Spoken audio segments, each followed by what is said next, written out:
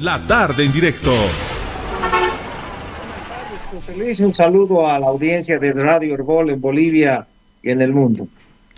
Bueno, a ver, ¿en qué consiste esta disposición? Dispone la confiscación. ¿Cómo es eso, el decomiso de productos? ¿Cómo se puede producir eso a través del presupuesto general del Estado? Como estimado José Luis, dentro del presupuesto 2025, la disposición adicional séptima habla es esta, la cual nos tiene muy preocupados a todo el sector formal. La explicación que nos dan algunos viceministros es que esta sería para regular al comerciante informal y al contrabandista. En el tema de agio, José Luis, ya el Código Penal es muy claro. El artículo 226 habla de agio. Y tenemos también otra ley anticontrabando. Entonces, la regulación se va a ir al eslabón más débil, al eslabón más vulnerable, que es la industria formal. La industria formal también se encuentra regulada, y lo ha dicho el viceministro Luis Siles. Tenemos periodicidad las industrias para entregar informes, cuánto se produce, cuánto se vende, etcétera. Entonces, creemos que es innecesaria, es una sobreregulación, y como decíamos en la entrevista, se están vulnerando derechos constitucionales. Entonces, creo que hoy, estimado José Luis, audiencia, lo que Bolivia menos quiere, menos espera es conflictividad. Hoy queremos trabajar tranquilos, hoy queremos estabilidad. Entonces, empezar ya la próxima semana con marchas, con amenazas de bloqueos por una norma que reitero, sobreregula a los ya regulados, y la explicación de que esto va contra el comerciante informal, contra el contrabandista, pues también y hay una norma sobre cómo explicar.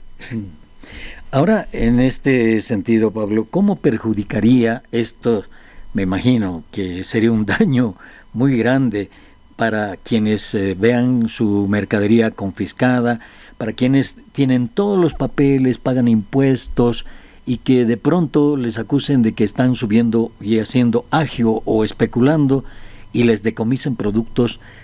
Va a ser una afectación muy grave, ¿no? Porque que la industria, quienes están legalmente establecidos, tengan ese tipo de sanción, no nos parece lo más conducente a mejorar la economía en el país, a aportar, ¿no? Mira, José Luis, por eso hablamos de que es una norma discrecional, arbitraria y extorsiva. Entonces, ¿por qué? Como tú dices, de acuerdo a la lectura, porque habla de entes estatales, no se define qué entes van a estar en este tema. Entonces, de acuerdo a la lectura, al humor o cómo se levantó, qué desayunó, si se peleó o no con la esposa, pues pueden terminar vulnerando esos derechos constitucionales, decomisando producto. Y reitero, o sea, va sobre el formal, no va sobre el informal, sobre aquel que no da factura, sobre el contrabandista.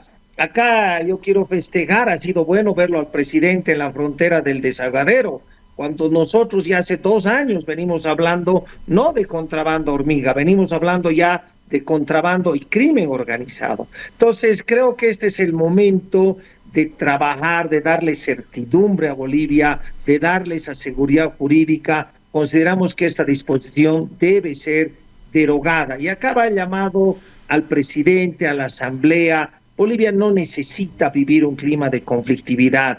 Estamos complicados, no hay dólares, no hay combustible. Y entrar en este tema por una disposición adicional que, reitero, solo va al eslabón más débil, al que saben dónde está, dónde es su domicilio legal, cuál es su número tributario, etcétera.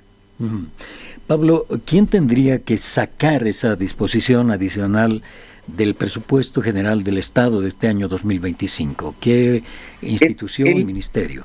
El presupuesto ya es ley. Entonces tiene que ser derogado este artículo con otra ley.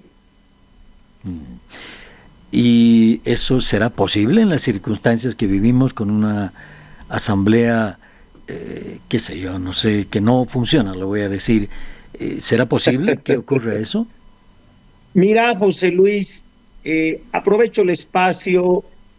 Creo que este es el año en el que los asambleístas, porque tú y yo hemos ido a las anteriores elecciones, Ujú. no vamos a preguntar por quién se votó o no se votó, pero de alguna manera nuestro voto ha permitido, ha hecho que llegue un senador, que lleguen diputados, etcétera, uninominales, qué sé yo. Entonces, esos asambleístas hoy deben responderle a cada uno de nosotros, deben responderle a Bolivia, deben despojarse de su ideología. ¿Para qué? Para comenzar a proyectar, José Luis, la Bolivia del futuro. Este gobierno, el próximo gobierno y los subsiguientes necesitan normas modernas. ¿Por qué estamos preocupados de que no hay gasolina, no hay diésel, va a faltar gas? Para los industriales nos preocupa mucho el tema energético, porque no han habido inversiones, José Luis. Entonces, no tenemos una ley de inversiones como tienen otros países que permita atraer inversión externa, inversión nacional. Hoy estamos un puesto antes que Haití en atracción de inversión. El año pasado, si no me equivoco, llegó menos de 200 millones, que básicamente podrías entender que ha sido más que inversión, reposición, repuestos, qué sé yo, pero inversiones, fábricas, industrias nuevas no tenemos. Entonces, acá tienen una gran responsabilidad, reitero. ¿Por qué? Porque no hay, Bolivia es un país lleno de riquezas y oportunidades. Lo que Bolivia no puede darse el lujo es el de tomar estas decisiones. En tanto sean más lentas, se tomen más tiempo, más costoso, van a ser esas medidas para 11.5 millones de bolivianos. Para 600.000 fabriles, la familia industrial es más de casi 2,5 millones de bolivianos. Entonces, creo, reitero, por eso la Asamblea tiene un papel clave. Hoy es despojarse de colores, de ideología, de pasiones y aprobar esta norma, por ejemplo, la derogatoria de este artículo, aprobar la ley antibloqueos, trabajar en una ley de inversiones, hidrocarburos. Somos un país minero y debíamos sentirnos orgullosos de lo mismo, pero no vienen tampoco inversiones nuevas. Entonces, una ley de electricidad, una ley de litio, que también nos hace falta. Entonces, creo que este es el momento, reitero, de dejar una Bolivia con un norte, de ir visibilizando la salida del túnel. El mismo presidente ya habló hace pocos días y ha dicho que es importante que el modelo debe adecuarse, debe complementarse con una activa y amplia participación del sector privado. Bien, pero en esta hay algunas aristas que valdría la pena ver en qué van a terminar. Por ejemplo, la insistencia del presidente Luis Arce y su gobierno en esto de la sustitución de importaciones con industria nacional. ¿Ustedes ahí en la Cámara creen que es posible sustituir las importaciones que hace Bolivia en estos momentos con nueva industria? ¿De aquí a cuánto tiempo? ¿Creen que es posible eso? Mira, José Luis, creo que el tema de sustitución de importaciones es muy complejo hoy en día. Hace pocos días han anunciado el tema avícola en La Paz con casi 700 millones de bolivianos. Seamos honestos, incluso los que plantean esta idea debían ser honestos con el presidente. ¿De dónde van a conseguir los dólares para importar la maquinaria? Ese es en el mejor escenario, los consiguen. Hoy estamos teniendo problemas para conseguir los dólares para el combustible, no están pudiendo pagar el leasing de BOA. Entonces hay una serie de problemas, José Luis, y no podemos seguir comprometiendo recursos para este desarrollo avícola en La Paz. Yo replantearía este tema de la siguiente manera. Apoyemos a los productores en Coroico, en Caranavi, para desarrollarlos. ¿Qué necesitan? Pequeños préstamos del BDP, necesitan de repente un matadero, adecuado, no soy experto en el tema avícola, pero eso es lo que, y sobre todo, yo sí puedo hablar con certeza, necesitan que el SENASAC visite esas zonas y les dé el permiso.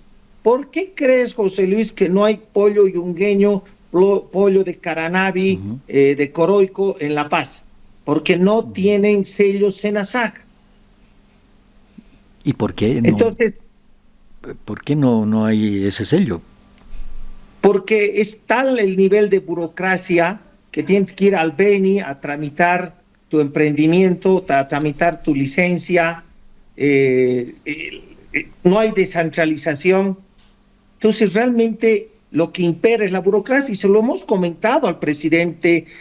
Yo le dije, además, tuvimos una visita agradable de él hace año y medio, todos a Cochabamba, y le dije que ya no sé si el SENASAC es oposición, porque ya no es cuello de botella, es el gotero del gobierno. Quieren hablar de industrialización y el SENASAC tarda años en darte un permiso, en darte una licencia. Hemos tenido que recurrir a un gabinete, a un ministro del gabinete económico para que permita aprobar el envase de miel, porque era solo envasado. Obviamente no fabricas la miel, la recoges, qué sé yo, no sé el término adecuado, cosechar, qué sé yo, pero hemos tenido que recurrir a un ministro, al gabinete político. Inmediatamente el anterior director del SENASAC ya había estado en trámite un año, José Luis. Llamó a la empresaria a las 6 de la mañana, le dijo, no se preocupe, agosto del año pasado. Miento, agosto del 2022, 2023, que hay orden presidencial para tramitar. Estamos hablando de una pequeña planta para envasar miel. Imagínate que tenían que llegar a ese nivel. Al resultado final, que recién a finales de enero del 2024 le han dado su permiso, ni con orden presidencial, que no, ahí no había tráfico de influencia, era que cumplan su labor. Le devolvían su plano porque no decía dónde estaba el norte, no decía dónde eran los baños de los trabajadores, no decía cuál era la puerta para descarguío y carguío. ¿De verdad tenemos que trabajar así, José Luis? Nuestros exportadores no pueden llenar el contenedor. Imagínate el año en que vivimos, en que tiene que ir un funcionario del SENASAC a contar los sacos o las cajas que metes al contenedor. Eso es fácil. Tienes los sacos, tienes el... Esto básicamente no va por sacos, va por peso, José Luis. Entonces ahí tienes el cálculo preciso, no sé, pues 40, 20 toneladas, eso ingresó, hay una declaración jurada, y si no la cumples, bueno, ya está la norma clara. Pero imagínate, tienes que esperar a que vaya. Tenemos funcionarios que se ganan la vida contando sacos, no tiene nada de malo, pero así de lenta y de pesada es nuestra burocracia. Estamos hablando sobre una disposición adicional del Presupuesto General del Estado 2025 que podría terminar en confiscación de mercadería, de industriales, de industrias pequeñas, grandes, medianas, y es lo que están buscando en la Cámara Nacional de Industrias, es que se derogue esa disposición adicional. Pero también en esto, ese es uno de los problemas que tiene, Pablo, la industria boliviana, ¿no? El otro de los problemas, y creo que es sumamente delicado, por decir algo, es la falta de dólares. ¿Cómo están solucionando los industriales el tema, por ejemplo, de la importación de insumos? ¿Cómo están solucionando quienes exportan productos el tema de los dólares? La entrada a Bolivia, les requisan. ¿Cómo está eso, esa situación con los industriales y el dólar? No, estimado José Luis, audiencia, el tema de los dólares es por demás complejo. Ya vamos más de un año, casi un año y medio sin dólares. Empezamos esto el marzo del 2023, cuando se anunció el problema. Y hoy definitivamente pues no tenemos dólares. Hay toda la predisposición del ministro Montenegro, pero los dólares no están en el banco. ¿Qué ha pasado? Que muchas de nuestras industrias inicialmente hemos perdido las líneas de crédito porque por el tiempo de trabajo que teníamos 30, 60, 90 días. Tú llamabas a tu proveedor, le decían, mándeme el insumo X, Y, Z, ABC, no importa, y fábrica te despachaba. Y tenía 60, 90 días para pagar. Como el tiempo ha pasado y la asignación, básicamente hay que hacer una cola para que te asignen, etcétera, los tiempos han excedido y el proveedor allá es claro, o sea, allá no le importa el problema que tenga el país, tú tienes que pagarle, le pagas, mantienes tu línea, no le pagas en tiempo, pierdes tu línea de crédito. Entonces, nuestras industrias hoy están sumamente complicadas, la tasa la comisión de transferencia hoy está encima del 60%. Básicamente hablemos de que el dólar hoy cuesta 11, 10.50, 11 en el mercado negro, porque tenemos que comprar de algún lado los dólares. Entonces, obviamente también muchos bienes están dejando de importarse, estamos importando lo que es prioritario y algunos elementos y demás. Bueno, tenemos que priorizar, pues, José Luis, y lo que sea elemental, lo que sea necesario, se va a producir, pero ya se ha dejado de importar. Por eso es que hablamos de que han caído las importaciones en más o menos 21%. Es por esa dificultad de acceso a la divisa norteamericana. Se ha tratado de hacer el ejercicio con yuanes, algo ha aplacado el tema de criptomonedas y otros, pero no es pues la criptomoneda de uso común. En muchos países europeos, Norteamérica, etcétera, no puedes llamar y decirle, oye, voy a comprar, te voy a pasar en criptomonedas. No existe eso. Entonces, es por demás compleja y hay una infinidad de artificios que estamos haciendo para conseguir los dólares, hasta temas simples, la publicidad. Hoy tú sabes que hay muchas redes sociales que tienes que pagar con tarjeta, ya no te aceptan PayPal, ya no te aceptan Facebook, ya no te aceptan Instagram. Entonces, sí se ha vuelto muy difícil. Obviamente esto, como decía, estamos hablando de una comisión de transferencia hoy por encima del 60%. Y Pablo, esta es la última. ¿Qué les dicen las autoridades cuando ustedes conversan con ellos, se reúnen con ellos? ¿Qué les dicen de este tema que es muy a futuro, que va a regularizarse o que hay algún crédito, algo, o que aprueben los créditos en la asamblea? ¿Cuál es la respuesta? Bueno, acá, José Luis, hay que ser claros. Para reactivar el país necesitamos exportar. Para exportar necesitamos inversión extranjera, inversión nacional. Para que llegue la inversión necesitas seguridad jurídica, certidumbre. No zozobra como está pasando ahora, como ha pasado con el veto a las exportaciones.